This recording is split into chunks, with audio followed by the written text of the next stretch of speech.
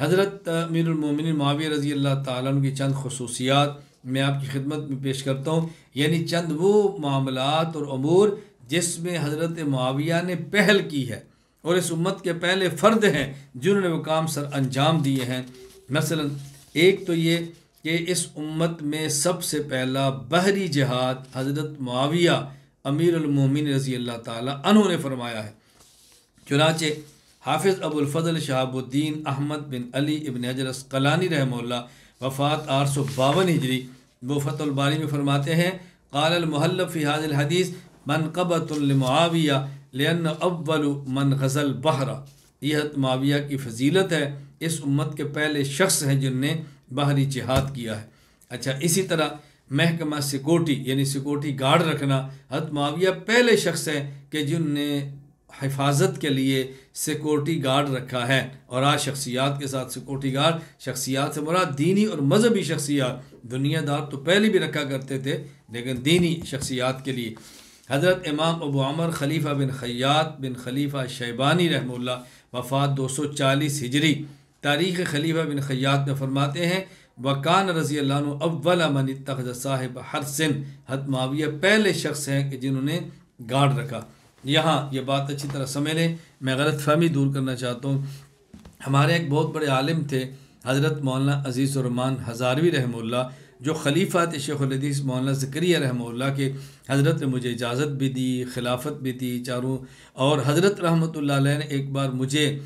فرمایا، ہم راولپنڈی جلسے میں اکٹھے ہوئے، میرے ساتھ گارڈ نہیں، تو فرمایا کہ تمہارے ساتھ گارڈ کیوں نہیں؟ تو میں نے جیسے ہم بات کہہ دیتے ہیں، میں نے کہا جو دن مقدر کے ہے وہ زندگی ہے، جب جانا ہے تو چلا ہی جانا ہے۔ حضرت مجھے فرمایا کہ نہیں،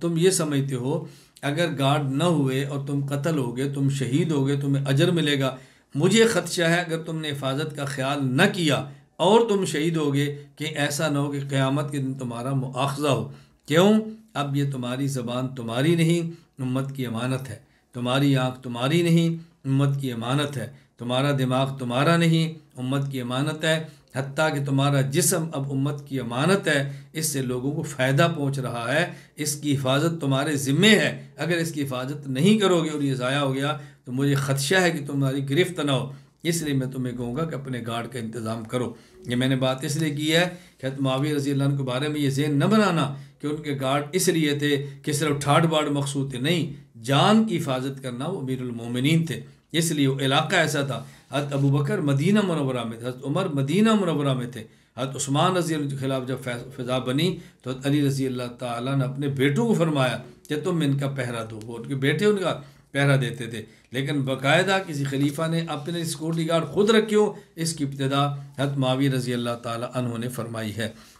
اچھا، اسی طرح محکمہ دیوان الخاتم یعنی مہر لگانا، سرکاری امور کے اوپر مہریں لگانا، حضرت معاویہ رضی اللہ تعالیٰ نے شروع کیا تھا۔ کہتے ہیں وَكَانَ أَوَّلَ مَنِ اتَّخَذَ دیوان الخاتم، حضرت امام ابو الحسن علی بن ابو الکریم محمد بن محمد الشیبانی رحمہ اللہ وفات 630 ہجری الکامل فی التاریخ میں فرماتے ہیں وَكَانَ أَوَّلَ مَنِ اتَّخَذَ دیوان الخاتم، حضرت معاویہ پہلے انسان ہیں جن نے دیوان الخاتم کا محکمہ قائم کیا، یعنی مہر تو رسول اللہ صلی اللہ علیہ وسلم بھی لگاتے تھے اپنے والا نامے اور خطوط پر، اور بھی خلفائے راشدین تھے، یعنی باقاعدہ محکمہ دیوان الخاتم کے نام پہ حضرت معاویہ رضی اللہ تعالیٰ عنہ نے یہ سب سے پہلے قائم فرمایا ہے، اور یہ آپ کا سنہری کارنامہ ہے۔